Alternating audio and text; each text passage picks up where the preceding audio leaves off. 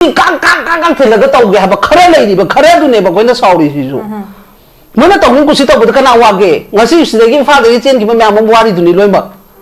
ꯑꯗꯨꯅ ꯁꯨꯒꯨꯝꯕ ꯃꯤꯁꯤꯡꯁꯦ ꯀꯔꯤ ꯑꯣꯏꯅ ꯊꯝꯃꯤꯕꯅꯣ ꯃꯈꯣꯏꯒꯤ ꯌꯥꯊꯪ ꯑꯗꯨꯝ ꯏꯜꯂꯒ ꯂꯩꯕꯒꯤ ꯃꯑꯣꯡ ꯇꯧꯕ ꯉꯔꯥꯡꯒꯤ ꯄꯥꯕꯨꯡꯗꯁꯨ ꯑꯩ ꯉꯁꯤ ꯊꯥꯖꯕꯗꯨꯅꯤ ꯌꯨꯅꯤꯐꯣꯔꯝ ꯋꯥꯂꯥꯅꯒ ꯇꯧꯔꯤꯗꯣ ꯀꯩꯅꯣ ꯕꯁ ꯀꯥꯏꯅꯒ ꯃꯥꯅ ꯑꯗꯨ ꯅꯦꯆꯔꯕꯗꯣ ꯑꯩꯈꯣꯏꯗ ꯇꯧꯈꯤꯕ ꯁꯦꯝ 2023ꯒꯤ ꯇꯧꯈꯤꯕ ꯊꯧꯗꯣꯛꯇꯣ ꯑꯗꯨ ꯁꯦꯝ ꯊꯣꯛꯍꯟꯒꯦ ꯍꯥꯏꯕꯒꯤ ꯃꯣꯏꯗ ꯂꯣꯖꯤꯛ ꯑꯃ ꯂꯩꯕ ꯃꯥꯜꯂꯦꯕ ꯈꯪꯕ꯭ꯔꯥ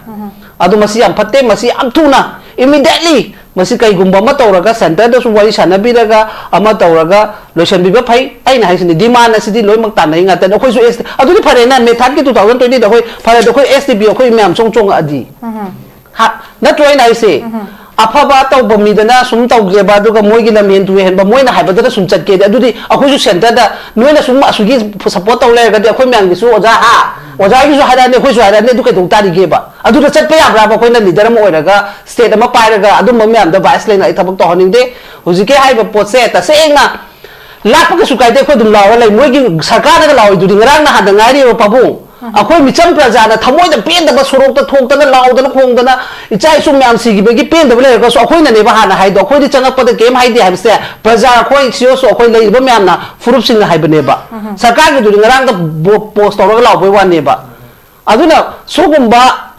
ꯑꯗꯨꯅ ꯃꯔꯝ ꯑꯣꯏꯔꯒ ꯑꯩꯗꯤ ꯇꯁꯦꯡꯅ ꯑꯩꯅ ꯍꯥꯏꯔꯤꯁꯤꯗꯤ ꯑꯅꯧꯕ ꯁꯔꯀꯥꯔ ꯂꯥꯛꯄꯤꯕ ꯌꯥꯝ ꯐꯩ ꯑꯗꯨꯕꯨ ꯑꯩꯈꯣꯏ ꯀꯩ ꯀꯤꯔ ꯆꯦꯜꯂꯒ ꯁꯑꯣꯡ ꯉꯣꯛꯅꯔꯦ ꯍꯥꯏꯕꯒꯤ ꯐꯤꯕꯝꯗꯣ ꯃꯗꯨ ꯈꯣꯡꯐꯝꯗꯨꯗꯤ ꯇꯥꯟꯕꯤꯔꯛꯀꯅꯣꯕ ꯍꯥꯏꯕꯗꯤ ꯂꯩꯔꯤꯕ ꯑꯩꯈꯣꯏꯅ ꯃꯇꯝꯗꯨꯗ ꯄꯤꯌꯥꯔ ꯑꯃꯨꯛ ꯄꯥꯝꯗ꯭ꯔꯦ ꯁꯤ ꯑꯃꯨꯛ ꯄꯥꯝꯃꯦ ꯍꯥꯏꯗꯣ ꯁꯤꯆꯨꯋꯦꯁꯟꯁꯦ ꯑꯃꯅꯁꯨ ꯉꯝꯗ꯭ꯔꯦ ꯍꯥꯟꯅ ꯄꯥꯜꯂꯝꯕꯗꯨꯅꯁꯨ ꯉꯝꯗ꯭ꯔꯕꯅꯤꯅ ꯑꯃꯨꯛ ꯄ꯭ꯔꯁꯤꯗꯦꯟ ꯔꯨꯜꯗꯨꯅ ꯐꯒꯗ꯭ꯔꯥ ꯄ꯭ꯔꯖꯥꯒꯤꯗꯃꯛꯇꯅꯤꯀꯣ ꯃꯌꯥꯝꯅ ꯈꯟꯅꯔ ꯍꯥꯏꯕꯁꯦ ꯑꯗꯨꯁꯨ ꯉꯝꯗ꯭ꯔꯦ ꯍꯧꯖꯤꯛꯁꯨ ꯑꯃꯨꯛ ꯍꯧꯖꯤꯛꯀꯤ ꯂꯩꯔꯤꯕ ꯁꯔꯀꯥꯔꯁꯦ ꯑꯃꯨꯛ ꯁꯦꯝꯃꯛꯑꯦ ꯍꯥꯏꯗꯤ ꯑꯅꯧꯕꯁꯨ ꯍꯥꯏꯔꯔꯣꯏꯒꯦ ꯑꯗꯨꯝ ꯁꯔꯀꯥꯔꯁꯦ ꯑꯃꯨꯛ ꯁꯦꯝꯃꯛꯄꯁꯤꯗ ꯑꯅꯧꯕ ꯍꯥꯏꯗꯨꯗꯤ ꯃꯤꯑꯣꯏꯕꯗꯨꯁꯨ ꯀꯩꯅꯣꯗꯣ ꯃꯌꯥꯝꯗꯣ ꯃꯦꯝꯕꯔ ꯃꯌꯥꯝ MLA ꯃꯌꯥꯝꯗꯣ ꯅꯧꯔꯀꯥꯟꯗ ꯑꯅꯧꯕ ꯍꯥꯏꯒꯗꯕꯅꯦꯕ ꯁꯤꯗꯤ ꯁꯔꯀꯥꯔ ꯃꯣꯏꯅ ꯊꯨꯒꯥꯏꯖꯔꯨꯕ ꯄꯣꯠꯇꯣ ꯑꯃꯨꯛ ꯑꯃꯨꯛ ꯁꯦꯝꯖꯔꯛꯄꯩ ꯋꯥꯅꯦꯕ ꯑꯗꯨꯒꯤ ꯁꯦꯝꯃꯀꯥꯟꯗꯨꯗ ꯐꯣꯀꯁꯁꯦ ꯈꯤꯇꯪ ꯍꯣꯏ ꯑꯩꯈꯣꯏꯅ ꯗꯤꯃꯥꯟ ꯇꯧꯈꯤ ꯂꯝꯕꯤꯒꯤ ꯊꯣꯡꯒꯤ ꯀꯔꯤꯒꯤ ꯑꯗꯨꯝ ꯅꯨꯡꯉꯥꯏꯇꯕ ꯏꯁꯤꯡ ꯆꯥꯎꯔꯛꯄ ꯃꯇꯝꯗꯅ ꯑꯗꯨꯗꯤ ꯑꯦꯖ ꯑꯦ ꯒꯣꯚꯔꯟꯃꯦꯟꯠ ꯑꯃ ꯂꯩꯇꯥꯔꯒꯗꯤ ꯇꯧꯍꯟꯅꯤꯡꯕ ꯄ꯭ꯔꯖꯥꯒꯤ ꯍꯥꯏꯕꯁꯤꯗꯤ ꯃꯁꯥꯅ ꯇꯥꯕꯅꯦꯕ ꯑꯗꯨꯕꯨ ꯑꯩꯈꯣꯏꯅ ꯌꯥꯝꯅ ꯃꯔꯨꯑꯣꯏꯅ ꯍꯥꯏꯕꯗꯤ ꯉꯁꯤ ꯂꯩꯔꯤꯕ ꯍꯥꯏꯋꯦ ꯑꯗꯨꯗꯒꯤ ꯍꯥꯏꯔꯤꯕꯉꯁꯤ ꯑꯃꯗ ꯑꯃꯨꯛ ꯇꯧꯔꯒ ꯑꯩꯈꯣꯏꯒꯤ ꯁꯨꯗꯒꯤ ꯑꯣꯏꯔꯛꯄ ꯄ꯭ꯔꯣꯕ꯭ꯂꯦꯝꯁꯤꯅ ꯃꯊꯪ ꯁꯨꯝ ꯃꯔꯥ ꯁꯪꯗꯣꯔꯛꯄꯒꯤ ꯇꯥꯏꯞꯇ ꯃꯣꯏ ꯃꯁꯥꯅꯁꯨ ꯑꯗꯨꯝ ꯍꯥꯏꯖꯗ꯭ꯔꯥꯅꯦꯀꯣ ꯑꯗꯨꯝ ꯍꯥꯏꯖꯔꯒ ꯃꯃꯥꯡ ꯄꯥꯏꯕ ꯂꯩꯉꯥꯛꯅꯁꯨ ꯍꯥꯏ ꯁꯨꯁꯤꯅ ꯃꯔꯝ ꯑꯣꯏꯔꯒ ꯇꯧꯔꯛꯏꯅꯤ ꯍꯥꯏꯔꯒꯗꯤ ꯑꯩꯅ ꯍꯥꯏꯅ ꯁꯨꯁꯦ ꯇꯁꯦꯡꯅ ꯍꯧꯖꯤꯛꯁꯨ ꯌꯦꯡꯉꯣ ꯄ꯭ꯔꯁꯤꯗꯦꯟ ꯔꯨꯜ ꯂꯩꯔꯤꯉꯩꯗꯨꯗꯗꯤ ꯑꯃꯨꯛ ꯈꯔ ꯇꯧꯔꯝꯃꯦ ꯍꯧꯖꯤꯛ ꯑꯗꯨꯐꯥꯎꯇꯁꯨ ꯆꯠꯅꯈꯤꯗꯦ ꯃꯣꯏꯅ ꯐꯖꯅ ꯃꯣꯏꯗ ꯑꯦꯛꯁꯇꯦꯟ ꯇꯧꯅꯔꯕ ꯃꯇꯨꯡꯗ ꯌꯥꯅꯕ ꯄꯣꯠꯇꯣ ꯃꯣꯏꯒꯤ ꯏꯟꯅꯔꯤꯕ ꯄꯣꯠꯇꯣ ꯑꯝꯇ ꯃꯣꯏꯅ ꯐꯣꯂꯣ ꯇꯧꯗꯕꯁꯤ ꯃꯣꯏꯁꯨ ꯎꯈ꯭ꯔꯕꯅꯤ ꯁꯦꯟꯇꯔꯅꯁꯨ ꯑꯗꯨꯝ ꯈꯪꯈ꯭ꯔꯕꯅꯦꯕ ꯁꯦꯡꯅ ꯍꯥꯏꯕꯗꯤ ꯒꯣꯚꯔꯅꯔꯅ ꯇꯧꯔꯤꯉꯩꯗꯨꯗꯁꯨ ꯀꯦꯔꯦꯛꯇꯔ ꯃꯣꯏꯒꯤ ꯈꯔ ꯅꯥꯇꯩ ꯄꯨꯇꯩ ꯆꯥꯗꯕꯁꯦ ꯃꯤꯑꯣꯏ ꯈꯔ ꯁꯨꯃꯥꯏꯅ ꯇꯧꯕ ꯂꯩꯔꯦ ꯃꯅꯤꯄꯨꯔꯁꯤꯗ ꯍꯥꯏꯕꯁꯦ ꯃꯣꯏꯁꯨ ꯈꯪꯈ꯭ꯔꯕꯅꯦꯕꯀꯣ ꯑꯗꯨꯅ ꯃꯔꯝ ꯑꯣꯏꯔꯒ ꯑꯩꯅ ꯍꯥꯏꯅ ꯁꯤꯒꯤ ꯁꯔꯀꯥꯔꯁꯤꯁꯨ ꯂꯩꯔꯤꯕ ꯃꯌꯥꯝꯁꯨ ꯋꯥꯔꯤꯗꯣ ꯈꯪꯉꯝꯅꯤꯅ ꯁꯣꯝꯗ ꯆꯪꯍꯟꯅꯤꯡꯕ ꯄꯣꯠꯁꯦ ꯈꯤꯇꯪ ꯃꯥꯏꯁꯦ ꯈꯤꯇꯪ ꯋꯥꯠꯄ꯭ꯔꯥ ꯍꯥꯏꯕꯒꯤ ꯑꯩꯒꯤ ꯋꯥꯈꯜꯅꯤꯀꯣ ꯃꯁꯤ ꯑꯩꯅ ꯂꯥꯜꯂꯝꯕ ꯑꯣꯏꯔꯝꯕꯁꯨ ꯌꯥꯏ ꯑꯩꯒꯤ ꯃꯤꯠꯌꯦꯡꯅ ꯁꯣꯏꯕ ꯑꯣꯏꯔꯝꯕꯁꯨ ꯌꯥꯏ ꯇꯧꯕꯇꯕꯨ ꯑꯩꯒꯤ ꯑꯣꯏꯅꯗꯤ ꯈꯔ ꯋꯥꯠꯂꯦꯅ ꯂꯧꯋꯦꯕ ꯋꯥꯠꯂꯦꯅ ꯂꯧꯋꯦꯗꯤ ꯉꯁꯤ ꯉꯔꯥꯡ ꯊꯣꯛꯏꯕ ꯊꯧꯗꯣꯛꯁꯦ ꯍꯣꯏ ꯃꯣꯏꯒꯤ MLA ꯑꯇꯩ ꯀꯩꯅꯣ ꯗꯤꯄꯨꯇꯤ CM ꯀꯩꯅꯣꯅꯁꯨ ꯆꯠꯂꯒ ꯈꯣꯠꯂꯒꯕꯨꯗꯤ ꯋꯥꯔꯤ ꯁꯥꯟꯅꯩ ꯑꯗꯨꯁꯨ ꯃꯣꯏꯒꯤ ꯔꯦꯁꯄꯣꯟꯗꯣ ꯑꯗꯨꯋꯥꯏꯗ ꯂꯩꯔꯤꯕ ꯃꯌꯥꯝꯗꯨꯅ ꯌꯥꯅꯗꯕꯒꯤ ꯄꯣꯠ ꯊꯣꯛꯂꯛꯏꯕ ꯈꯣꯠꯂꯛꯏꯕꯁꯤꯗꯤ ꯁꯨꯝꯕ ꯑꯦꯛꯁꯟꯅ ꯑꯩꯅ ꯍꯥꯏꯁꯤ ꯆꯤꯟꯗ ꯅꯠꯇꯕꯤꯗ ꯒ꯭ꯔꯥꯎꯟꯗ ꯉꯁꯥꯏ ꯃꯃꯥꯡꯗꯁꯨ ꯊꯝꯖꯈꯤꯕꯗꯣ ꯑꯗꯨꯒꯨꯝꯕ ꯈꯔ ꯐꯣꯀꯁ ꯇꯧꯍꯟꯅꯤꯡꯕꯁꯦ ꯋꯥꯠꯄ ꯑꯗꯨꯗꯒꯤ IDPꯁꯤꯡꯒꯤꯁꯨ ꯍꯧꯖꯤꯛꯁꯨ ꯉꯥꯏꯔꯦ ꯍꯧꯖꯤꯛ ꯉꯔꯥꯡ ꯍꯥꯏꯈꯤꯕ ꯄꯣꯠꯇꯨꯒꯤ ꯃꯇꯨꯡ ꯏꯟꯅꯗꯤ ꯂꯣꯏꯅꯃꯛ ꯑꯃꯁꯨ ꯌꯥꯊꯣꯛ ꯌꯥꯁꯤꯟ ꯌꯥꯕꯒꯤ ꯀꯟꯗꯤꯁꯟ ꯑꯃ ꯂꯩꯍꯟꯕ ꯇꯥꯕꯅꯦꯕ ꯃꯔꯝꯗꯤ ꯍꯥꯏꯕ ꯋꯥꯗꯅꯤ ꯑꯇꯣꯞꯄꯗꯨꯗꯤ ꯑꯩꯈꯣꯏ ꯕꯤగ్ ꯕ꯭ꯔꯗꯔꯅꯦꯅ ꯈꯣꯝꯖꯤꯜꯂꯁꯤ ꯑꯩꯈꯣꯏ ꯕꯤగ్ ꯕ꯭ꯔꯗꯔ ꯑꯩꯈꯣꯏ ꯁꯣꯝꯗ ꯂꯩꯔꯤꯕ ꯃꯌꯥꯝꯁꯤꯒꯤꯅ ꯈꯤꯇꯪ ꯍꯦꯛ ꯆꯪꯖꯔꯒꯦ ꯌꯨꯝꯗ ꯍꯥꯏꯕꯗꯅ ꯍꯦꯛꯇ ꯅꯣꯡꯃꯩ ꯀꯩꯅꯣꯅ ꯕꯣꯝꯅ ꯇꯧꯔꯒ ꯍꯦꯛ ꯇꯪꯈꯥꯏꯔꯛꯄ ꯁꯨꯒꯨꯝꯕ ꯃꯣꯏꯒꯤ ꯊꯃꯣꯏ ꯁꯦꯡꯗꯕ ꯈꯔ ꯌꯥꯎꯕꯗꯣ ꯍꯥꯏꯕꯅꯤꯀꯣ ꯑꯩ ꯂꯣꯏꯅꯃꯛꯇꯤ ꯑꯗꯨꯝ ꯉꯁꯤꯐꯥꯎꯁꯨ ꯍꯥꯏꯁꯨ ꯍꯥꯏꯔꯣꯏ ꯑꯗꯨꯒꯨꯝꯕ ꯃꯌꯥꯝ ꯑꯃ ꯂꯩꯕꯗꯣ ꯃꯗꯨꯒꯤ ꯑꯦꯛꯁꯟꯗꯤ ꯂꯣꯏꯅꯃꯛ ꯈꯔ ꯑꯩꯈꯣꯏ ꯁ꯭ꯂꯣ ꯆꯠꯂꯦꯕ ꯁ꯭ꯂꯣ ꯆꯠꯄꯕꯨ ꯅꯠꯇꯦ ꯁꯨꯇꯧ ꯇꯧꯗꯕꯗꯧꯅ ꯑꯩꯅ ꯁꯨꯝ ꯂꯩꯌꯦꯕꯀꯣ ꯑꯗꯨꯅ ꯃꯁꯤꯁꯨ ꯌꯥꯝ ꯀꯨꯏꯅ ꯆꯠꯀꯗꯕꯒꯤ ꯃꯑꯣꯡ ꯁꯨꯝ ꯃꯥꯟꯁꯤꯜꯂꯛꯇꯔꯦ ꯇꯧꯔꯤꯁꯦ ꯋꯥꯔꯤꯁꯦ ꯁꯨꯝ ꯈꯔ ꯍꯦꯛꯇ ꯆꯪꯈ꯭ꯔꯀꯥꯟꯗ ꯐꯤꯜꯗ ꯆꯪꯉꯀꯥꯟꯗ ꯍꯦꯛꯇ ꯊꯃꯥꯏꯕ ꯑꯃ ꯌꯥꯎꯕ꯭ꯔꯥ ꯈꯪꯗꯦ ꯑꯣꯖꯥ ꯃꯥꯝꯃ ꯃꯣꯏꯁꯤꯀꯣ ꯃꯇꯝꯗꯨꯗꯒ ꯍꯥꯏꯈꯤꯕꯒꯤ ꯚꯥꯏꯔꯦꯜ ꯆꯠꯈꯤꯕꯒꯁꯨ ꯌꯥꯝ ꯁꯦꯛꯃꯥꯏ ꯂꯥꯟꯕ ꯌꯥꯗꯕ ꯑꯗꯨ ꯀꯥꯏꯅꯒ ꯃꯁꯥꯅꯁꯨ ꯑꯗꯨꯝ ꯉꯥꯡꯖꯈꯤꯕ ꯃꯌꯥꯝ ꯑꯃ ꯂꯩꯕꯅꯤ ꯑꯗꯨꯒꯤ ꯄꯣꯠ ꯃꯌꯥꯝꯗꯣ ꯃꯁꯥꯅ ꯄꯥꯏꯔꯀꯥꯟꯗꯨꯗ ꯇꯧꯔꯛꯀꯗ꯭ꯔꯥ ꯍꯥꯏꯔꯒ ꯂꯦꯚꯦꯜꯁꯦ ꯁꯨꯝ ꯅꯥꯀꯟꯗ ꯖꯦꯠ ꯀꯩꯅꯣꯗꯣ ꯁ꯭ꯄꯥꯏ ꯖꯦꯠꯅ ꯀꯩꯅꯣ ꯉꯁꯤ ꯍꯟꯗꯣꯛꯄꯗꯣ ꯑꯗꯣꯂꯣꯝꯗ ꯆꯠꯈ꯭ꯔꯦꯕꯀꯣ ꯍꯥꯏꯖꯈꯤꯕ ꯄꯣꯠꯇꯣ ꯑꯩꯅ ꯍꯥꯏꯅ ꯑꯣꯟ ꯒ꯭ꯔꯥꯎꯟꯗꯨꯗ ꯇꯧꯔꯒ ꯃꯗꯨꯅ ꯑꯣꯖꯥ ꯑꯩꯁꯦ ꯀꯩꯅꯣ ꯇꯧꯕꯒꯤ ꯅꯠꯇꯦꯕ ꯈꯤꯇꯪ ꯇꯧꯍꯟꯅꯤꯡꯉꯦ ꯍꯥꯏꯕꯅꯤꯗ ꯑꯗꯣ ꯁꯤꯗꯤ ꯁꯦꯝ ꯁꯤꯆꯨꯋꯦꯁꯟ ꯁꯦꯝ ꯀꯩꯅꯣ ꯂꯩꯉꯥꯛ ꯑꯗꯨ ꯆꯞ ꯃꯥꯟꯅ ꯇꯥꯗꯣꯔꯦ ꯑꯩꯈꯣꯏꯒꯤ ꯑꯩ ꯉꯁꯥꯏꯁꯨ ꯃꯃꯥꯡꯗꯁꯨ ꯊꯝꯖꯈ꯭ꯔꯕ ꯀꯩ ꯆꯦꯜꯂꯒ ꯁꯑꯣꯡ ꯋꯣꯡꯅꯩꯗꯨꯒꯤ ꯐꯤꯕꯝꯗꯣ ꯃꯗꯨ ꯑꯗꯨꯝ ꯇꯥꯒꯗꯕ ꯃꯥꯜꯂꯤ ꯃꯁꯤ ꯇꯥꯍꯟꯅꯤꯡꯗꯦ ꯑꯩꯅ ꯍꯥꯏꯕꯗꯤ ꯁꯤ ꯍꯥꯏꯗꯅ ꯍꯣꯔꯦꯟꯗꯩꯗꯤ ꯍꯧꯅꯔꯛꯑꯅꯤ ꯌꯦꯡꯉꯣ ꯑꯩꯒꯤꯗꯤ ꯑꯩ ꯀꯦꯟꯗ꯭ꯔꯒ ꯑꯣꯏꯕꯅꯤꯅ ꯃꯌꯥꯝꯅ ꯉꯥꯡꯉꯛꯇꯣꯏꯁꯦ ꯑꯗꯨꯕꯨ ꯑꯩꯅ ꯍꯥꯏꯁꯦ ꯃꯥꯅ ꯑꯐꯕꯗꯣ ꯇꯧꯍꯟꯅꯤꯡꯕꯒꯤꯗꯃꯛꯇ ꯍꯥꯏꯕꯅꯦꯕ ꯉꯁꯤ ꯍꯥꯏꯔꯤꯁꯦ ꯑꯩꯒꯤ ꯀꯦꯟꯗ꯭ꯔ ꯍꯥꯏꯕ ꯂꯩꯇꯦ ꯑꯃ ꯍꯥꯏꯕ ꯂꯩꯇꯦ ꯃꯅꯤꯄꯨꯔ ꯁꯤꯑꯦꯝꯗ ꯍꯥꯏꯖꯕꯅꯤ ꯃꯅꯤꯄꯨꯔꯒꯤ ꯂꯩꯉꯥꯛꯇ ꯍꯥꯏꯖꯕꯅꯤ ꯑꯩꯗꯤ ꯑꯩꯒꯤ ꯇꯣꯝꯕ ꯆꯥꯎꯕ ꯀꯅꯥꯝꯇ ꯃꯃꯥꯡꯗ ꯉꯥꯡꯈꯤꯕꯁꯨ ꯃꯅꯤꯄꯨꯔ ꯂꯩꯉꯥꯛꯇ ꯉꯥꯡꯕꯅꯤ ꯄꯤ ꯑꯥꯔꯗ ꯉꯥꯡꯈꯤꯕꯗꯨꯁꯨ ꯑꯩꯈꯣꯏ ꯄꯥꯏꯔꯤꯕ ꯃꯇꯝꯗꯨꯒꯤ ꯒꯣꯚꯔꯟꯃꯦꯟꯠꯗꯨꯗ ꯍꯥꯏꯖꯕꯩ ꯋꯥꯅꯦꯕ ꯑꯗꯨꯅ ꯍꯧꯖꯤꯛ ꯍꯥꯏꯁꯤꯁꯨ ꯑꯩ ꯒꯣꯚꯔꯟꯃꯦꯟꯠꯗ ꯍꯥꯏꯕꯅꯤ ꯄꯔꯁꯅꯦꯜ ꯑꯩ ꯀꯅꯥꯝꯇꯗ ꯍꯥꯏꯕ ꯅꯠꯇꯦ ꯇꯧꯈꯤꯕꯗꯕꯨ ꯑꯩꯅ ꯉꯥꯡꯊꯣꯛꯈꯤꯕ ꯈꯔ ꯂꯩ ꯍꯥꯏꯕꯁꯤꯃ ꯏꯁꯥꯅ ꯈꯪꯅ ꯊꯕꯛꯇꯣ ꯇꯧꯍꯟꯅꯤꯡꯕꯩ ꯋꯥꯅꯤ ꯁꯣ ꯅꯥꯀꯟꯗ ꯉꯥꯡꯈꯤꯕꯗꯨꯒ ꯁꯣ ꯅꯥꯀꯟꯗ ꯀꯩꯅꯣꯗꯤ ꯏꯌꯥꯔꯄꯣꯔꯠꯇ ꯃꯗꯨ ꯀꯩꯅꯣ ꯇꯧꯕꯗꯣ ꯈꯤꯇꯪ ꯑꯩꯅ ꯆꯐꯥꯠꯇꯕ ꯍꯥꯏꯇꯥꯔꯦ ꯑꯣꯖꯥꯀꯣ ꯑꯗꯨꯒꯤ ꯐꯣꯀꯁꯇꯣ ꯑꯩꯅ ꯇꯧꯍꯟꯅꯤꯡꯕ ꯋꯥꯅꯤ ꯃꯐꯝ ꯖꯒꯥꯗꯨꯗ ꯉꯁꯤ ꯐꯣꯔꯁ ꯃꯌꯥꯝꯁꯦ ꯂꯩꯒꯗꯕꯅꯤ ꯁꯦꯟꯇ꯭ꯔꯦꯜ ꯐꯣꯔꯁ ꯃꯌꯥꯝ ꯀꯩꯗꯧꯔꯤ ꯍꯥꯏꯔꯤꯕ ꯑꯦꯔꯤꯌꯥꯁꯤꯗ ꯂꯣꯏꯅꯃꯛ ꯐꯣꯂꯣꯏꯡ ꯇꯧꯔꯒ any fruit sumain chalan gadabni free and movement da chalan gadabni security tight tawraga chapadi free movement kawde ai ngasi su dum haisine ba free habdi sulbla nang su karam da chacha ba ya ba ai na su kainom da yam aram se da yam na free oina mind se tension leitana chapadu ne free movement haidi nata dana asim ka foreign ke do pata ge nam thakat laga chalaga heng bp stock to gadabdu free movement kawde ba ko aina pamje free movement di akoina haijabdi yam changna hana dagi chalak pa koina guwahati chaninga ga su gari da karam da fatlaw chappa ya bagi condition bus ama tonga su yam free oina tonga ga इच्छा से down दे गेनी हारसु गुवाहाटी कनो international hospital गेनी हासु अखोय दुम flight त चप्पा ngam खोयदी दुम बस त चचेबा अरमाय तौदना दुमायना चचबा लायबा ma'am दुगी अदुगुम्बा दु क्लियर ओहनिंग हाबाने हुजिके हारिबा तौरिबा लमहेन तुहेनबना खरा ngai जगह दुदा fall in तौरो low those पाइबीरगा order दो तौथरगा दुम बदो हांगदोनिंगी अदुगा मदोयदुदा थोलपा लमहेन तुहे मदुना थीबददी मोय कैसु खंगोयबा थबक मोयने हेडेक पीरिबा जगह अखोयगी लेरिबा लो एंड ऑर्डर सिन फजना मेंटेन तौरपा कांदुदा लामेन तुएंबो ओजा थोलकनेबा कंपलसरी अदुम कांदा दुम फगलो हाइबनिदा अदुना ने पोपी अंथपा मतमदसु पोपी अंथपा बेस्ट नि फै तबुतबु पोपी से कनाना करम थाबनो हाबदो ओजा चिप तुगिसु रेस्पोंसिबिलिटी एम चावबा एरिया दुमा माना कनु पुरी बनिना मोंद वहां पंग हंगबदी दुम यायबा अरमाय तौदना थबा म तौगी हादि क्लीन एंड क्लियर दा तौबियु हाब नाखै सेंगना ngasi ekar adu yan khre hadu nataba madugi area do kanano tomba kanano chawba kanano chip kanano masi kamai to thon ni kam background thon nang na puri area ne hana ngasai yo jama boina habi ngasai leader ani gi asoi bede crime tholai ne habdo adu mai tawdana hai mo khuding mak se step se khoi khabar da media gi kano tholok da drama gi type to bigenu on focus ti lai be hingminari ba furu panda koi gi Indian Express ta amuk masisni asigi model se manipur da injilakpa yadori bra jaga ngasai gi MLA ahumgi yaukiba sarkar thune semjilakpa aduga hanasu sugi su leire aduga mogi nungsulur gi suni mogi political dialogue si masi khaktana through this table da la akanda phamakanda sugi pose ma lakadabni haibadu daiduda karigumba understanding ama leibra natraka na masi is it a kind of pre plan haiba wafam simasu tang nei na ba yabagi meeting amka pusilakpa yabra haibaduni natraka icham chamba akoigi ngasai gi kano duda saung nabadu degi thoklakpa du oiragadi ekoina masi maidik pidai mejawbi onringai da sarkar na su lengak na su with iron hand yam thuna koigi laksil hongna bhona bu tangai fade ima lakjege ima kamaina ubi haiba conflict se ima gi kamain thambini ham tada khoigi window tv viewing the present nam the room jeri handu ngasi ki panel ne soina pambe ba pawong hanga sungo jai famda subla basi tasena nagaland gi kano duga khoiga di lamba su yaroi maramdi nagaland gi history ga manipur history ga tonga leba ko mane sida injan gen khalaga su madu impossible ne haibadu ma haige hambada aduga kaisu madu ama boigira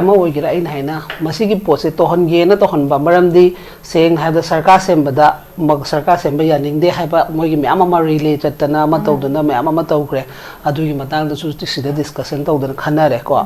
moigi me kanu yawba yawde khoigi deputy chief minister du yaning de moi adu jain tawgadamni khot kadamne na moi se ta seng na haibada ngasi akoina kuki haiba moi se tasena moigi plan se sum no gi sum down chala pa habdi arang ba habasi ka achum ba habasi ka matang khara waraga su adum fail oiro patarni moina tiger road ane amukta na tawdana German road ana toromba potu su yarak na dabadegi lambi thingjan khre moi se asabona ja ko mayam ama moida sum leibagi style am tawreba adubu makhoi gi adugi myam gi magi kaino duna hujiki haiba pot kaisuna taba crisis adudi negotiation kaisuna taba myam ama dadi moi dum chamin thangmin raga yanari duneba moi gi didi nga khudong jaba lawbo kaweba sigi matang aidi leital gi sidi ta seng ai nuaite maramdi madugi punamak do thokiba myam lai asu moi gi sarkar ai khoina semba yawning de myam am moi du mofta leibanina haiba du da moina dumaina chongchela tawbududi du miyoba magi chatna banateba madugumba mi singduga kyam kuina ko himina duino haba malaeba ngasi honorable khoigi anoba kano sina haire hangarang lauthopam di haigi khoi man infal da kai da lakpada security khoina kano responsibility government side de lawnen moigi asu yamna offer tawdana myam na loimak yaraba matam sida aduga moina si mo horpasi moi sidi hogena hoba mas moi de yauriba hoi moi haidana loimak ti ai hairoi pabungna su haiba dumaina khara di leiriba aduna ne bakhoina haina basi karigi damakta khoigi lo si karigi damakta use tawduino haiba poto adu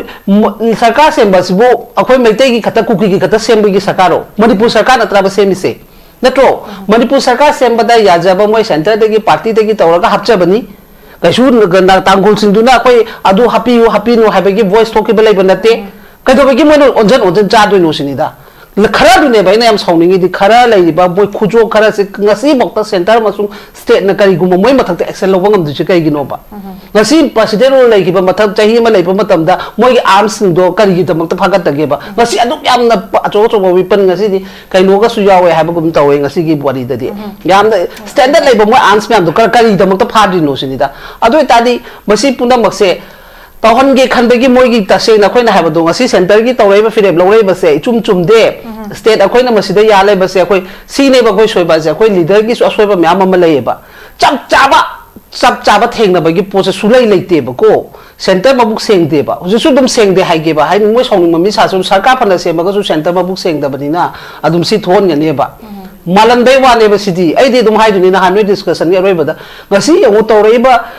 na 107 degi tongna raiba myam sigidi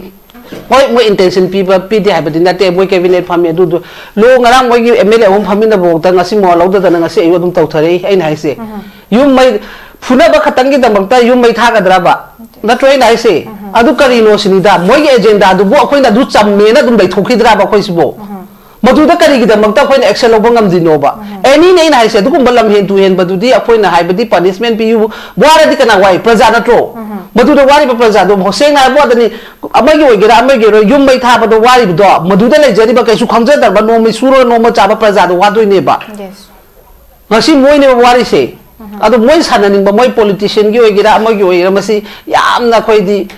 ai unfortunate hai gi masi yamna na te cha da bani aduga masi gi pot sida khoi na sum yaraga chat ai gi cha da sungare cha sina sum hai ba da yarak tra ga di madugi chap cha bam di tobam di thoi masi tawdring gai di akhoi ngasi manipur da peace and chin da lauraga su adunga moiba ngara onebak sem da moi di changak pa yani haiba matam da ngasi comment da kai da myam ma hangai nai sini akhoi meitei gi di chat pa yara dra hangai sine ba aduna CM ama oiragadi manipur punbagi masina haidok pa yaba da karamba da community da karamba da sok pa haiba masu khoina khandaba mathau tai ba nata da na khoi di pawa phangam ne haidana ngahak tu gi angang du na pe nan ni haidana mai gi pe na ba taw da icha atai du na waro wak pala ka ne haiba sim masu leader wa moi na khangbi ga da bane ba ko ai na haiba do hanjan ga si su hai sini mina sibna chindani sana sibna khungun da ne ba adu gi pot tu su ai di reasonable oi de na khalle ba CM ama na mai na haiba do huji akhoi gi hara ni akhoi national highway huji gi budi kaino spice jet ki Imphal to Guwahati Imphal to Kolkata Imphal to Mumbai gi kaino to re kai na go inauguration to dani airport ti tawri akhoi du chat kai bane ba ai gi hak ai gi right main road sit ka do chapang moi du no ba kaino do huji ki moi na discount to ba flight to khoi na kakpang amdra ga di khoi ka do du ge lising ama da ya ga da pot lising mari changa ka ne ba madu go pot tu da khoi harau de ba khoi na haina huji mafam da chonga ga mi khana ne na khalli ba kangu se moi mathak ta kari gi da makta action la wangam dri no ba yes mamang da am thokra no 1992 da thokra ba na tra ba madu gi potu da gi hanjan mangam na da na ngasi wala chhauna ga su haidani hingmin na bani ko khanna ra ga jalo phadan la ga leina rei ne ba adu ngasi banam to holaga di kana na phadan nin do no ba kana ma thamoi na phadan nin do no ba masi kana na tholi no ba masi chap chap se seng na habada khoi gi leiba ngasi gi home pai bi di ba leiba deputy CM kai ke ma moi gi responsibility ne ba ngasi moi kya wana khoi da di phone adum to pa ma ma lai ai na hai se nugai te ai di ai na hai se any any fruit tap unlegal or what humanity kang thelaga tawge haba khara leiri ba khara du ne ba koina sauri sisu mana tawning kusi taw kana wage ngasi sidagi fa de chen ki ma ma wari du ni loimba aduna sugumba mi sing se kari oina thami bano makhoi ya thang adum illaga lebegi mong to bangarangi pabung da so ngasi thajaba du ni uniform wala na to idu kaino bus kai na ga mala adu nature bado akhoi da tawki ba sem 2023 gi tawki ba thodok to adu sem thon gi habegi mode logic ma leiba male ba khambra adu masi am phatte masi am thuna immediately masi kai gumba ma tawraga center da su wari sanabi daga ama tawraga lotion biba phai aina haisini demand asidi loimak ta nai nga ta khoi su adu ni phare na method ki 2020 da khoi phare da khoi STB khoi myam chong adi ha na toy na ise afaba tawba midana sum tawge ba duga moi gi lamen tu hen ba moi na haiba da sum chat ke adu di akhoi su center da noina sum asugi support taw le ga di akhoi myam gi su oja ha oja gi su hada ne khoi su hada ne du kai dong ta ri ge ba adu da chat pa ya bra ba khoi na leader ma oiraga state ma pai raga adu ma myam da vice le na I thabak to haning de huji ke haiba pot se ta se na lakpa ka su kai de khoi dum lawa lai moi gi sarkar da lawi du ngarang na hada ngari ro pabu akhoi micham praja na thamoi da pen da ba surok ta thok ta na law da na khong da na ichai su myam si gi be gi pen da le ga so akhoi na ne ba ha na hai do akhoi di changak pa da game hai de ha se praja akhoi siyo so akhoi lai ba myam na furup sing hai ba ne ba sarkar gi du ngarang da post to law boi wan ne ba aduna sugumba aduna maram oraga aidi tasena aina haidi sini anobo sarkar lakpi be am phai adubo khoi kai ki re se laga sawong ngong na habe phibam do madu khongpham du tan bir kanoba okay yam phajana imana su thambire huji hairi ba thodok si akogi icham chamna mioi ani ka phuna bagi sangatna bagi oiragadi yum mai thagadra sukama chaw thorakadra adu ragadi masi akoina thoiba thodok ki chamna lawpham thokpra haibasi gi wahang aduga huji leiriba post nakalamada dum akogi fajalaga line hek कोई security force से काम ma'am लेदे कोई deploy तौरगा लेंगा की माइकई दे किसु कोई लाक्सन अब होटना नि हाइरगसु हेक इंगम हेंगम द बसत लोइसन बे याब पोस्ट द मई हवला थंबे पोट अमका उबा मैम न पेन द वहंग मैम हंगना बगी रूम थंग हाइ तारे अदा आई ओजा दु इंटरनेट का थिंग जिंदना यामना चाउथोकना ब मरम मोइना सिनब्रा बे ऑफम सु लाइ अदु तारग सिक्योरिटी डिप्लॉयमेंट खक्तंगना मसि कनो से रिजॉल्व तोब ngam द बा दु मई सु म ओइरा ब्रा वहंग सिनि इमा द लाक्सिग इमा कमाइन थंबिनि masi su blab ta sena ayo khal da di masi rama bana su hai solution ke hai ke su lei ba po na te ba doi tra ngasi chathara e ba hojin 5 days ki internet bell to re ko adu matung da hoji heru kata gi service to re pot se ke hai ni changjan ka da ba lom da changjan da gai pot se ka no ma su to ri ba logic se ko adu nei nai je chum da ba pot am lai ba param di madure da hoji ki ojana de hai gre ba adai da lai be area du ki khana je ba de khana je ba du dang ki khana bo ora ga di kari gi damang ta atop mi myam na chat pe ya ro du no kari gi damang ta fe ka no gi service thami no ba natra moi se adu ne ak pabo ain hai se khoi se khutang ni ka nom di oi ri ba adu du na to han ge ha ba pot ki khara di dum yaw ha ba se agi mot di dum na khal le di akhoi gi ta se na oja ba bo ga ga khana bo di adum adai da area du na dum to ga atop pot ka su harassment oi be gi pot le ro dam de ba ngasai mak ta su nu pim cham kha khoi phujiki ka no gi fu ki ni ma se lak pa matam da son da my body ka no pura lak pa da koi ra ga lai ambulance lak pa da ka hai ba ko aduna pot se ain ha na central forcing du su thoi ba jaga adi du da phajana protection do tawraga state force and ten force leidana ko adugi area ani dugi haiba ani mak dugi mafam da loima kano tawbani na adumba mayam du da moina protection du piraga area dugi bound to the oina pose tohallaga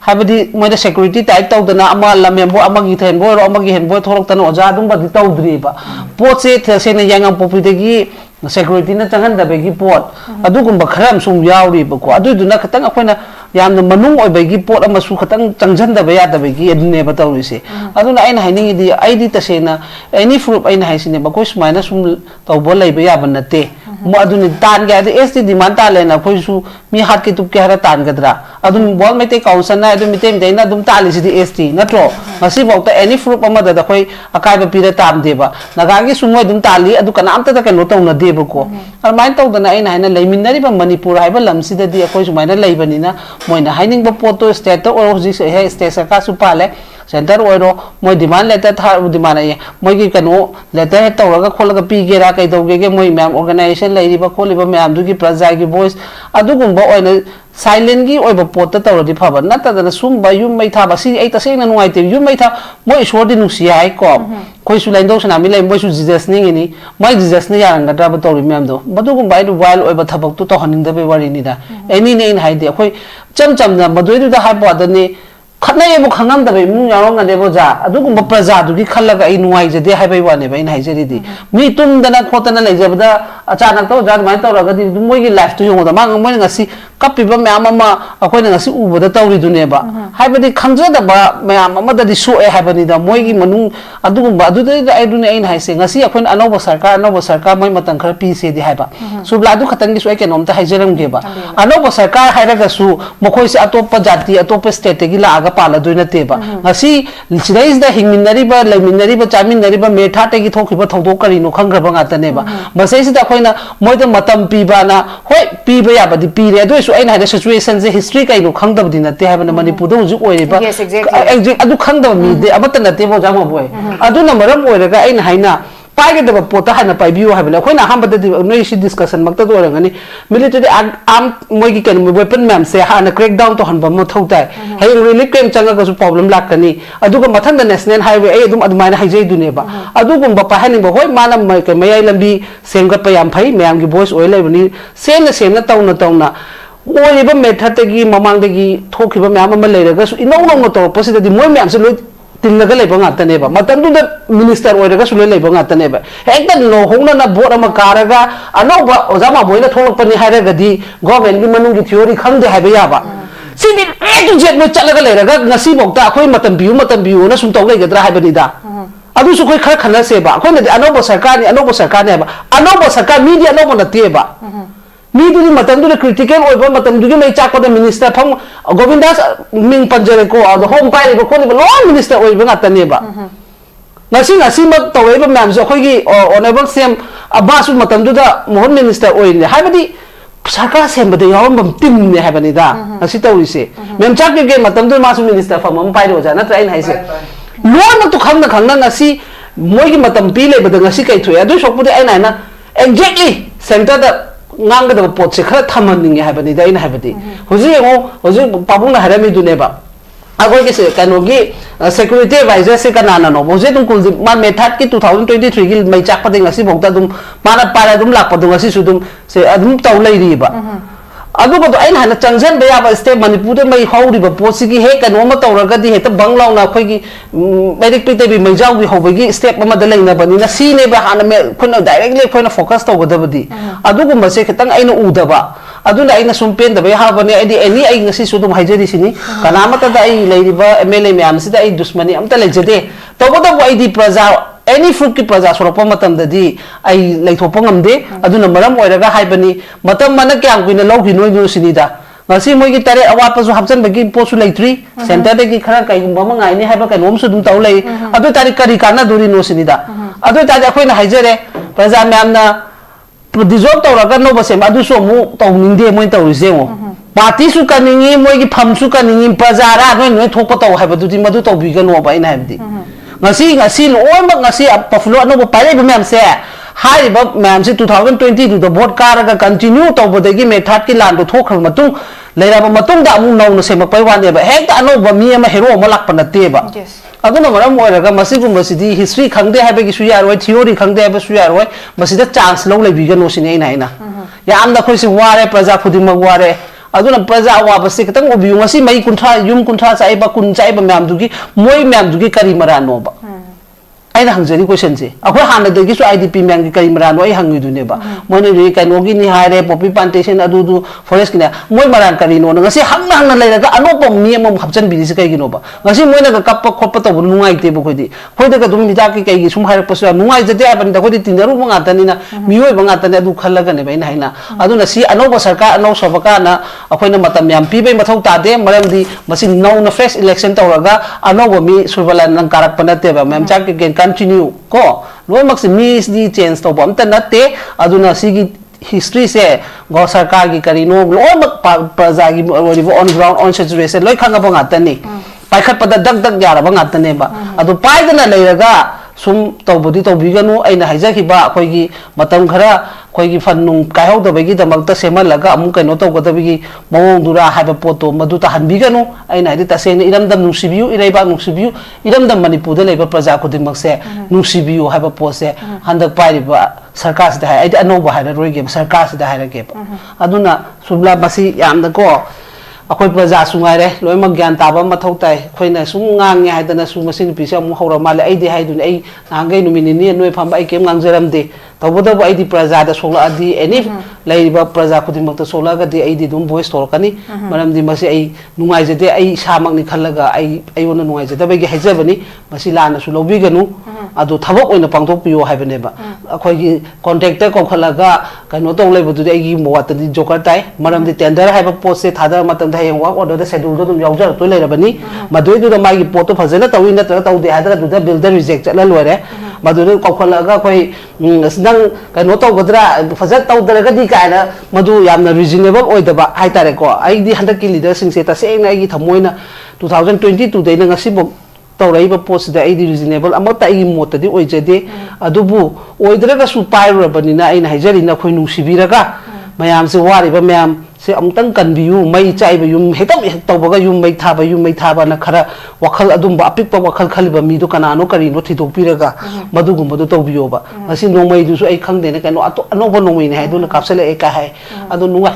ja haba chamna hingba mi dadi yam awaba se oi adu noi myam se moi myam leiba myam sina any mla ne any keno ni loi mak na thagalaga noi ka kra ga phaman gi ba ngatani na ma center gi wase kitang thadok piraga state ki khara khanba mathau tai hoji su ai di center gi dum ta bai mong ma le ba ko aduna masi ai ta sing na to honingde rang gi viral oi riba video uniform gi asam rifle gi to ba mo dealing se ai na sum yaning da ba ai ngasi voice se tholak pani adai thoke na su khan ba dinate adu bu hayeng makta dum action to view chin the action drama ki type to bose masi khara tu osi adu masi tok tringai di akhoi praja se sumai sum kang khong chai dana adu nei ojana hai sin mafam du gi torga di mafam ani du area do control torga loi mak tokselaga to bi atop pare the harassment pi bi ro road se thaga dani ka na hauja adu ne ba power ma gi kanu leader ma gi power hai se same amagi adu re gi government amagi mathau ai se ni na ka do ma tawre ha ga road am puthing thing ba gu ba ngasi akhoi meitai na ngasi national highway chapon mafam area khara ki wari ne boja adu matung de continue che armai sum taw leiraga khoi se kari no ba khoi taw duise armai taw dana huji gi hai ba area thok thopam du gi boundary do sarkar na pura emergency bu thamjan gira ma bu tawgera tawraganda taw atopada di harassment piroi se ba adu gumba do sum to halaga di aduga akoina service to yamna thabak phabai ta ta mathak ta chala le kai du di ai mathak ta chalan ba service ai su ya ning de ba maram di la ya yam lei ri ba service na free di chala la moi no ja chala la gadra ne ta bi ba मधुगी पोतो पुथोप ngamjadaba lairaba yamda khoi lairaba na manipur se lairaba ho sanala pakti sanala bani loimak subam nombanggi mafam bodi lai tabudabu lairaba di yami hoi lairaba lai yami haraga su yung kai leitabagi medium tan leiteba loimak maigi ngamjaba lai jaraga hingjaba ngatane ba kanamta dagi kanu mateng lawraga hingbana tamnina aduna maram oiraga hujigi service yamna thabak thubagi type da adumana ga pibado khoi dadi kijay di maram di akoi highway chat yadabda huji SpiceJet ki kano tawre kaina ga hoji mapo ticket ki matang tawri do hoji thokpani yango moi airport negotiation adum bagi pota adu so podi khoina haina lejeta bo khoidi kaino hom da car macham da sudum chachara ga guwahati ga si yojari ni in haise adai bus ta lupa chani lising ama piraga tonga chachari bani adu maina pot clear oina lehen se bai wane ba armai tawdana sigi su adu maina sangdokpai mongdo nataba boundary area du da emergency tawsalago resu adu maina tawraga occupy toxin bi atom ba di free and fair da dum kind of freedom when hingan ba to mathau ta ba nata na loi ma bound to bosine be am pera kai se yam chumi ma yam phajan thambi de kari yam chau thok han banu hai ba wahang jin han jin hangi se duga huji amu akhoi gi semi ba akhoi gi lengak leire aduga leidi ba sing se akhoi gi minister pai ri bandak semi me am se out of nowhere hekta la kan da tap pa pot nate la iba nai ne iba mayam se kari noi se munna khangaga la abani suspended admission da lei ru bai wani loina ma khanga kan da tong ne manung gi cheli ba ichen se haiba tai loina khangaga la me duna singma thongdom tholok matam da kari gi damakta masi laksin ba ngam damna duga rather hena bu chau thok ali se kai gi na ba hang sim lai adu tara ga di huji loin order question la e aduna security mayam sina handagi la ba mu kaim ta moi control to bangam dabe moi da order pi dabe ke de mayam khu hang mayam phang lakre si still kari me bo hang hang edu ozana su thambi du ba khoi gi manipur da so so bo hangam de leire khoi gi leire be adc manga taruk steida akhoi di akhoi gi autonomous district council su janum leijari dana ko aduna asoba question am ni steida how se thada ki ba funds en akhoi gi mayam development work mayam are being sai kamaina use or misuse I beg pot mamam sulay not only in hills side are adu says what hills and valleys ki post so hangam chudum lady but we have autonomous district council where apoi gi fund na jaga apoi gi moi gi any development work ki oiro ama sima project ke bi lakwa sing se ki habadi through the process kadai kadai da chat ki no hai taraga suja makoi gi ama khak ching gi su tam gi su ani ma ki meeting hai tare simak na simak ki su apoi gi there is a mechanism we have autonomous district council adubu karai da kamaina chat hibe ke through the process kamaina mang ki bege hai begi praja da miyam da development work de gi de si ge so ba hangam de mak su lai de hai tare ai ima da mu lak se ge ima aduna hujik lak se ning bese sigi akoi gi tan gi conflict su lai re aduga now aroi begi round chida akoi gi lengak se me swai gi matang tang focus pi daga lak jege ima lengak se me mayam na pam ki ba no government ama lau hai bese ima na swai gi kadai da hana khutha ga dege se lebak se lotion na bai da mak ta people are not satisfied with the PR government moi de pen ram da am lengak ko la o aduga thuna lotion le se hai begi da mak tin ko popular government mayam na khawrang na khuthang do ga gi bese hai tare aduna makoi la e ano ba lengak la e aduga sidai da litan da yum mai tha da na irang amu hore adu kari gi da mak lotion ba ya ba solution da no hai da aduga hen dum sok thok na be maram mo oin uhan bese kari gi no hai bese ne ba aduna la iba ano ba lengak hai tare ano ba lengak stay da akoina miyam na tham gi be expectation mayam ama makano da thoi bi irang ki lotion na be gi da mak ta matam di sang tre hai tare asing matam de wahang chu mayam am ni moi manga challenges mayam am lai na aduga huji matam budi ti hai ma na chu thambi gi ten tarak moi je kadai den ma phong khang da bam de audum no ya te tong thora ga thulak pana de ma khoi loina mang dai ne ga la ba loina mang yaura ba nga tani process lai da aduna lai ba no ba government sigi paika lai ba khong thang amasung la ka duri ba challenges mayam am lai di masidai da mayam na pa mi ba kanu si moi yau ba singam ga dori bra tu maximum kanu da hai tare si aduga kanu sigi center gi role so hai tare adum center gi wa ta ba mali si man thambi gi do adu kamai thambi ni sa subla masigi kanu se ta se na ai gi okhal da masigi lengak si su pasana masi focus to bangam ga da malaktre di aina hoi aham da di moi gi assembly da moi gi kanu da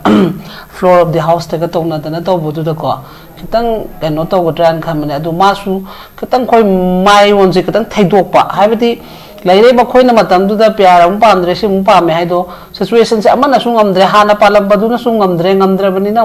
president ru na phaga praja gi da makta ni ko me amna khanara haibase adu sungam dre hoji su mu hoji ki laire ba saka se mu seme ade ano bu su hara roi ke adum saka se mu seme se mak pasida ano ba haidu mi oi ba ju sun kanu du me am do member me am MLA me am do no kan ano ba ga dam ne ba sidi sarkar mo na tu ga jaru ba poto amu chungje am semjara pa wa ne ba adugi seme sema kan du da focus se kitang hoi akoi demand ta ki lambi gi thong gi kari gi dum nungai ta be sing cha pa matam dana aduri as a government ama lai tara ga di to honing ba praja gi haibasi masana ta bane ba dubu akoi ne yamna maru oina haibadi ngasi lai ba highway adu de gi hai ba ngasi amadamu tawraga khoi gi su de gi oirakpa problem sina mathang sum mara sangdorok pai type ta moi masana su dum haijadra ne ko adum haijaraga mamang pai ba lenga na su hai su sina maram oiraga tawrai ni hairaga di ain haina su se ta seng na buji su yango president ru rai ngai du da di amu khara tawra me huji adu bok ta su chana gi de moi na fajana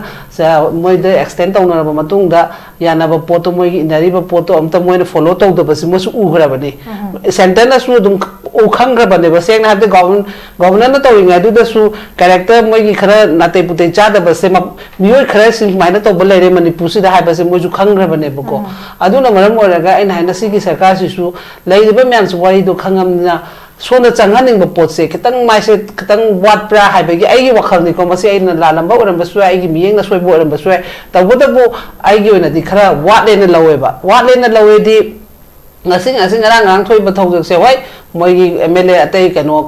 deputy CM kano na chu chalaga kholaga device na adu su moi gi respondo adai de lai ba myam du na yana da ba gi pot tholai ba kholai ba sidi sumba action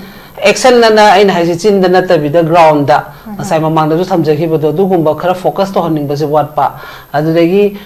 IDP singi su ji su ngare muje ngarang hai gi potu gi matung inadi loimak amasu masu yathok ya sin ya bagi condition ama lehen bata bane maramdi hai bwadani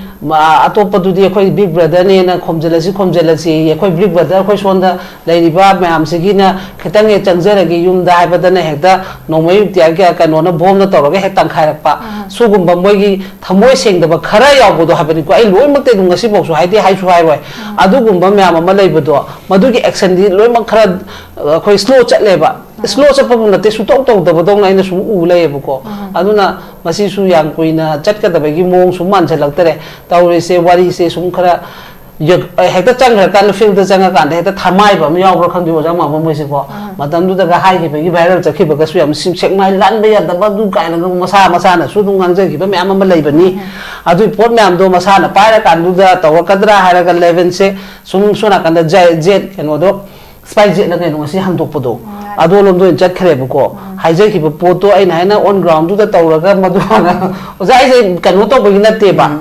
khatang to haning hai ba ni da ado sidi same situation same kano lenga ado chamana ta adore khoi gi ai nga sai su mamang da su thamja kha ba kai ki chera sawong wong nei du febam do madu dum ta ga da mali asita haning de ai na bi si hai hai dana hore nei de hongna ra ni ai gi dei kendra go ibani na mayam nga ngang toise adu ba ai na hai se mana pa ba do to haning be gi da mak ta hai bane ba nga si hai se ai gi kendra hai ba leiti ama hai ba leiti manipur siam dai je bani manipur gi lenga ta hai je bani ai di ai tomba chawba kanam tan mamang da ngang gi basu manipur lenga ta ngang bani pia da ngang gi badusu akhoi pai ba matam du gi government du da haija bai wane ba awduna huji hai su ai government da haibani personal ai kanam ta da haibana te tau gi bada bu ai na ngang thok gi ba khara lei hai basima isana khangna thabak to haning bai wani so na kanda ngang gi badu ga so na kanda so kano di airport ta madu kano to bodo khatang aina chaphat ba hai ta ro ja ko adu gi focus to in to hani ba wani mafam jaga du e ngasi force ma'am se lega da bani ha central force ma'am ke dori highway area sida loi mon falling to any fruit sumain chalan gadabni free and movement da chalan gadabni security tai to ga chapadi free movement ko ai ngasi su tum hai sine ba free hai di su blanang na su karam da chacha ba ya ba ai na su kainom da yam aram se da yam na free oina mind se tension later na chapadu ne free movement hai di nata da na asim ka foreign ke do pata ge na thakat laga chalaga heng bp stock to ga da free movement ko de ba ko ai na pam je free movement di akoi na hai je budi yam chang na hana da gi chalak pa ko na guwahati chaninga ga su gari da karam da fatau chapa ya bagi condition bus ama tonga ga su yam free oina tonga ga icha se dum downtown de ni ya su guwahati ke kan international hospital ni ya su akhoi dum flight ta chapa ngam da ba khoi di dum bus ta cha ye ba amai taw duna dum ai na cha ba lai ba myam dugi adugumba du clear ohaning ha ba ni hujike hai ba tawri ba lamhen tu hen ba na khara ngai ba jaga du da falling dawro lo dos paibi daga order do tawthara ga dum ba do hangdo ni aduga madoi du da tholok pa lamhen tu hen maduna thibadadi moi kaisu khangoi ba thabak tu da moi ne headache pi ba jaga du da khoi gi lei ba law and order sin na phajana maintain to pa kan du da lamhen tu hen bo ja tholak kan ne ba compulsory adum kan dum phaga lo hai bani da aduna ne ina popi an thapa matam da su popi an thapa best ni phai tabu tabu popi se kana na karam thaba no ha do ja chip tu gi su responsibility am chaw ba area dum mana kanu puri bani na mo do wahang pang hang badi dum yae ba amai to da thaba ma to gi hadi clean and clear da to bi ha na khai seng na ngasi ekar adu yan khre bu tu nataba madu gi area to kana no tomba kana no chawba kana no chip kana no masi kamai to thon ni karam background thon nang na puri be area ne hana ngasai gi ojama boina ha ngasai leader ani gi asoi be crime tholai ne ha bu adu mai to dana hai mo khudi mak se step se khoi khabar da media gi kano tholok pod da drama gi type to bigenu on focus ti lai be hingminari be furup ire cha mem se gi praja mem se gi khallaga to bi wa ba poto adu kha khai be wani yam phasana thambire imana hujik se aduga hujik lairiba anoba government su hamu ta duribra hanagi continuity to the moi represent out rather than change